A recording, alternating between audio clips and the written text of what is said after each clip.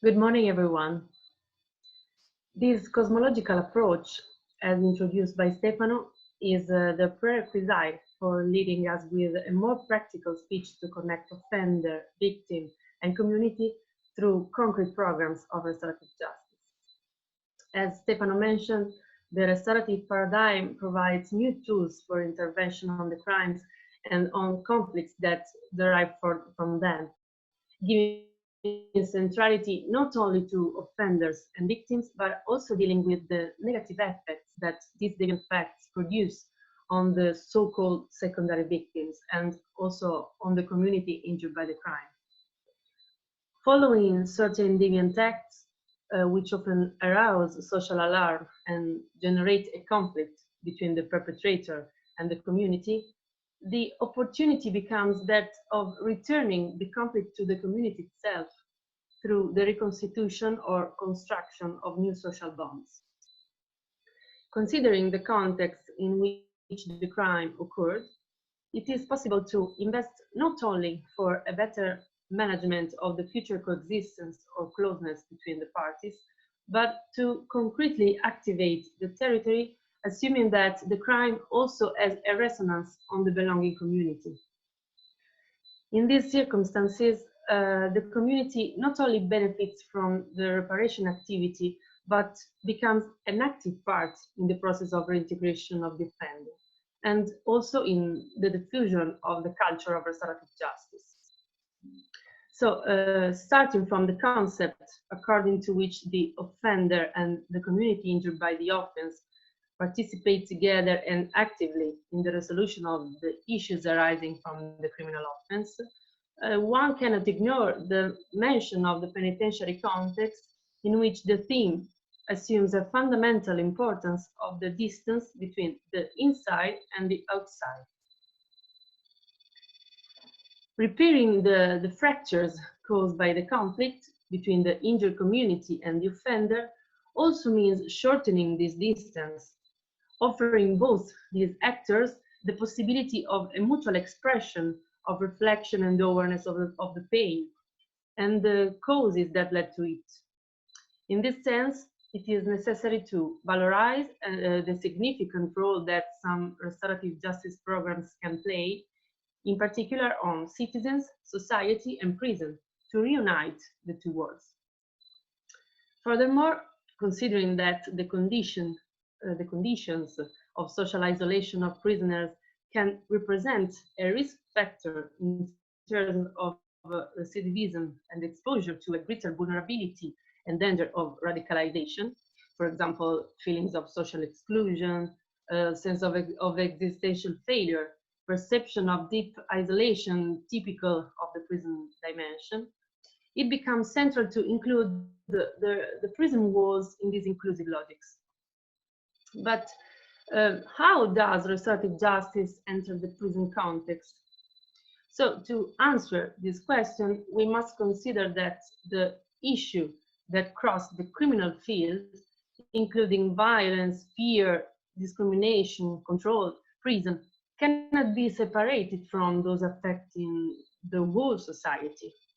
And this vision allows us not to fall into the risk of facing injustice and conflicts only within the criminal law, consequently falling into an obsession with security through a punitive and hyper-control logic that reduce the agencies of the penal field to risk managers instead of promoters of justice.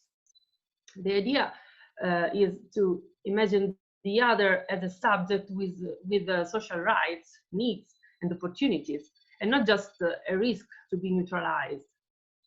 On the other hand, certain measures can increase vulnerability and exclusion, which are the elements that increase the risk and that sometimes make the response of the systems self-defeating. An example is the English case cited before by Stefano. In a highly offender-centric prison system, we identify a twofold objective. One, put the offender in a position to be able to work for the community and to get involved by demonstrating through a gesture of activation, also empowerment, that he wants to repair the fracture generated by the anti-legal behavior put in place. And two, recognize the victim as an active protagonist of a justice process, starting from one's specificity and needs, so that it becomes a subject around which to model useful and democratic response of justice. But to bring restorative justice to prison, there is a remarkable variety of programs focusing on a restorative approach. And this is partly due to different interpretations of the conflict and different perspectives on how this conflict is addressed. So the possible models of RJ that we have experienced in our job activity are victim-offender mediation, community family group conferencing, and victim community impact panel. The first one, victim-offender mediation, is the tool that allows the meeting between victim and offender in a dimension that the process does not contemplate, that of looking at each other and talking to each other, or even just being there facing each other in silence. It is so an encounter that allows them to meet, to try to reconstruct what happened in a shared way, telling them about it. Mediation calls the parties to take responsibility toward each other, and the only essential condition is that the parties freely accept to participate in the meetings. The mediators, in fact, had the task of welcoming them and helping them in communication, facilitating it, and allowing them to compare their points of view and to seek, with his help, a way to manage the conflict that opposes them. An example of victim-offender mediation is that experienced by the DIC cooperative in the prison of Padua, following a violent internal conflict between two prisoners. This was an experiment to connect the internal disciplinary system with the restorative justice. And in this case, the positive mediation has made it possible to agree on a collective visibility reparation action inside the prison, carried out by the two conflictors together as a message also for the other offenders. That is, that conflicts can also be managed with different logics than those of the strength and elimination of the enemy. This is also a way to go in prison, meeting different logics and becoming contaminated. The second one is a community family group conferencing. That's a dialogue extended to parental groups. That is a form of extended mediation in which the offenders meet community representatives, victim of their crime, but also the family members of the conflicting parties and some fundamental components of their respective communities. In these interventions, groups of prison operators, like education, health, prison police officers, may also be involved. These paths, which are applied in prisons, and the experience of Milano Bollate Penitentiary is an example, in addition to other numerous prisons in the Lombardy region, in which the cooperative has been operating since 2010, are carried out in a group dimension that allows participants to mature a more conscious and voluntary adhesion, also stimulating the desire to want each other concentrate on your own story, opening to an individual path, which in this case will then be followed by the team of mediators of the Center for Restorative Justice.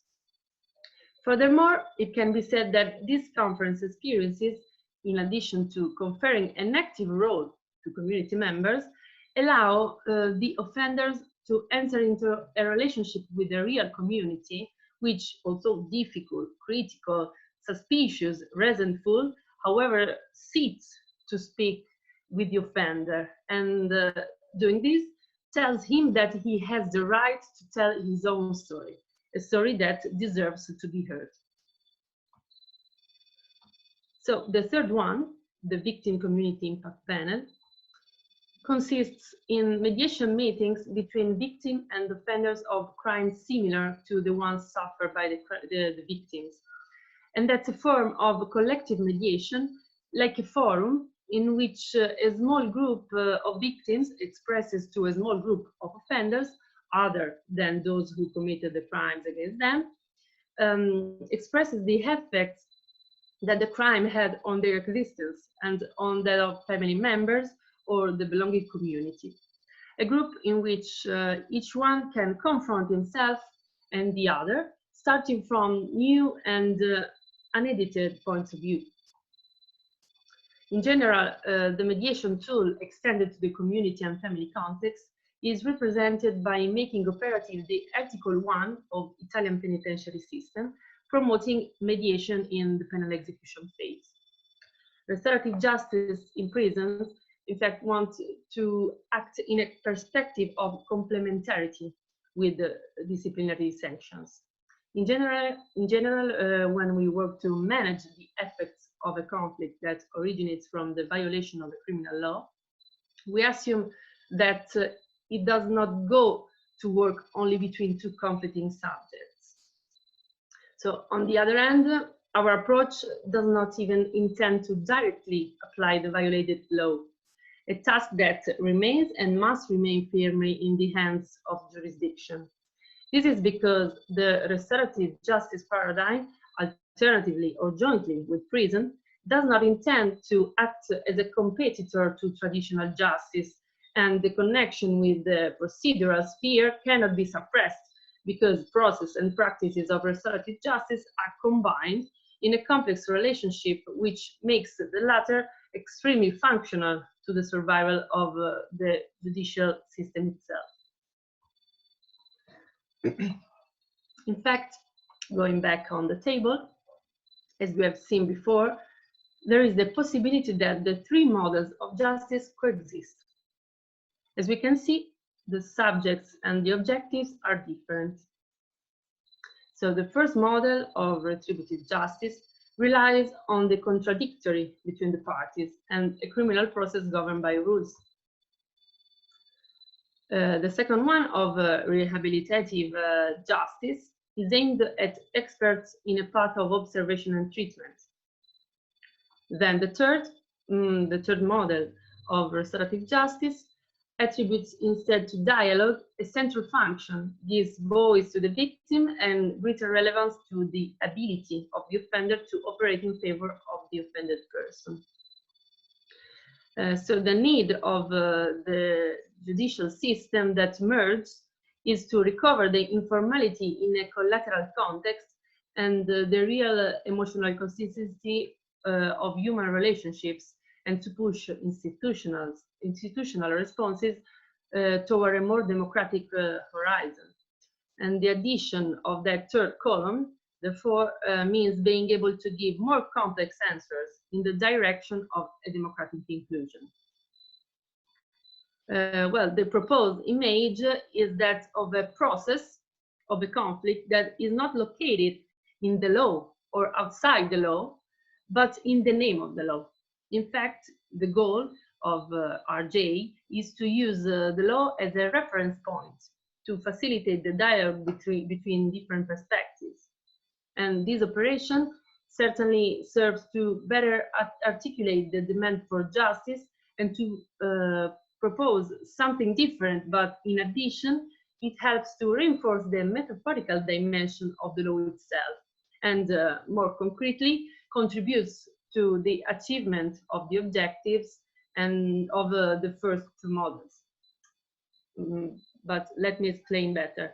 Let the person enter in a path of restorative justice also returns benefit regarding the achievement of the objectives of the other two models, widening the field of observation and of intervention possibilities, and allowing a greater understanding of the criminal action of the subject or the radical action of the subject. Well, according to RJ scholars, the connection between offender, victim, and community also includes the theme of radicalization, on which we focus today. In fact, restorative justice becomes admissible regardless of the legal classification of the fact. Therefore, even in the presence of crimes characterized by a particular gravity or in situations linked to the us versus them logic that connotes a radical attitude. But how does the mediator work in these cases? The mediator's approach to the radicalized subject must consider several aspects, and it is not a purely theoretical approach. The mediator works on the issue of conflict, approaching the meanings that the people involved give it. So a reflection necessary to approach the mediation practice, starting from issues that may have to do with radicalization without ever mentioning it directly, such as hatred, disagreement, violence, and in fact conflict with oneself and with the law.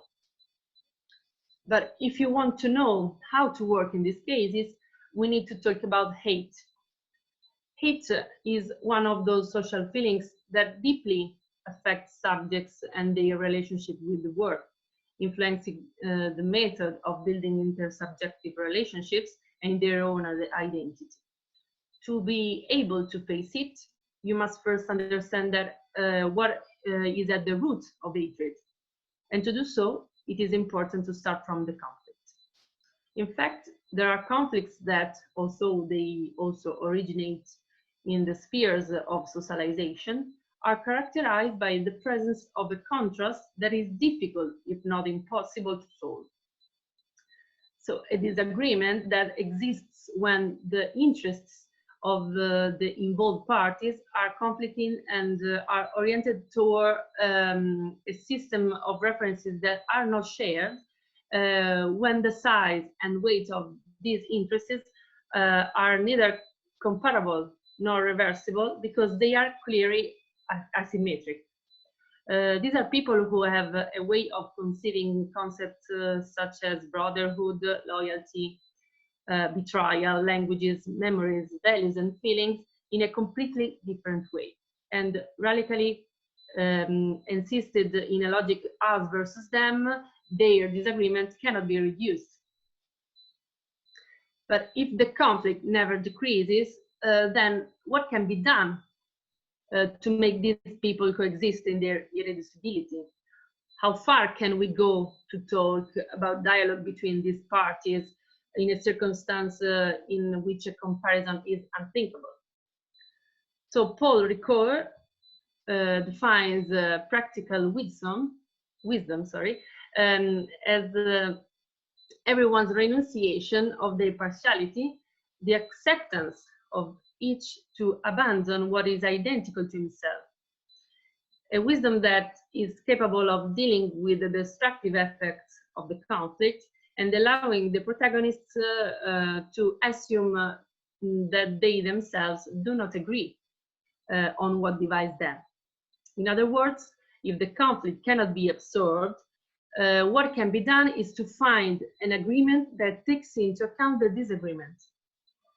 Regardless of the result, however, the minimum objective is that this can happen in front of the other real, that is meeting him in person and not just imagining him. In fact, those who hate perceive the other as a personified universal, simply because they identify in it the ghost of universal. In fact, hate is a social feeling that identifies the hated with a will of evil, and in this way, the subject loses the characteristic of a person and is categorized and traced back to an object. It is through dialogue, in fact, that the human real, which had been reduced to a lifeless object, comes back to life. And we are convinced that addressing all of these requires the attitude of the mediator. That is a non-judgmental listening that gives people more freedom to narrate and dialogue with themselves, in an atmosphere that, of confidentiality, in which everyone can feel free to participate and to express and listen. The exchange space made available is in fact confidential, free, and voluntary. So a space of impartiality, or better yet, of equiproximity. That's a position that approaches one and the other equally. So the mediator is a third with equal proximity, that is, who knows how to be close to all parties, to be both at the same time. A position different from that of the judge, who, on the contrary, is a neutral subject. So from the Latin nec utrum, neither one nor the other. But the mediator does not judge, investigate, advise, make decisions, have no plans, but work on the human dimension of the conflict. However, everything presupposes a certain gradual intervention. In fact, the programs that we have put into practice are in fact structured to have a progression. We proceed by levels, starting first within the working group, and then possibly other JR paths may arise from this.